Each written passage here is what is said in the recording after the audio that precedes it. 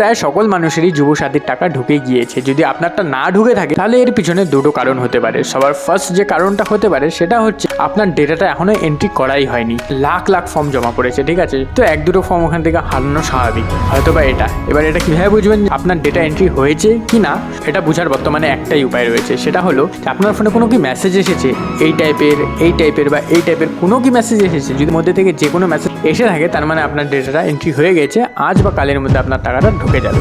আর second যে কারণটা হতে পারে আপনার হয়তো বা অ্যাকাউন্ট নাম্বার ভুল রয়েছে। অ্যাকাউন্ট নাম্বার ভুল থাকার জন্য টাকা ঢুকছে না অনেকেরই। আরও একটা কারণ হতে পারে যদি আপনার পিএনবি ব্যাঙ্কে মানে পাঞ্জাব ন্যাশনাল ব্যাঙ্কে অ্যাকাউন্ট হয়ে থাকে তাহলে পরেও টাকা ঢুকছে না কিন্তু, কারণ অ্যাকাউন্টের শুরুতে বলে ওখানে 0 দিতে হয়। আর অ্যাকাউন্টগত কারণে যদি আপনার অ্যাকাউন্টে টাকা না ঢুকে থাকে তাহলে পরে আপনার ফোনে এই মেসেজটা আসবে। আর আমারও সেমই হয়েছে। আর এটা সলিউশন কী আছে এটা জানার জন্য নিচে যে ভিডিওটা টাইটেল দেখা যাচ্ছে এখানে ক্লিক করুন। বড় ভিডিওটায় আমি পুরো বলে দিয়েছি যে কীভাবে এটা সলিউশন করবেন আপনি।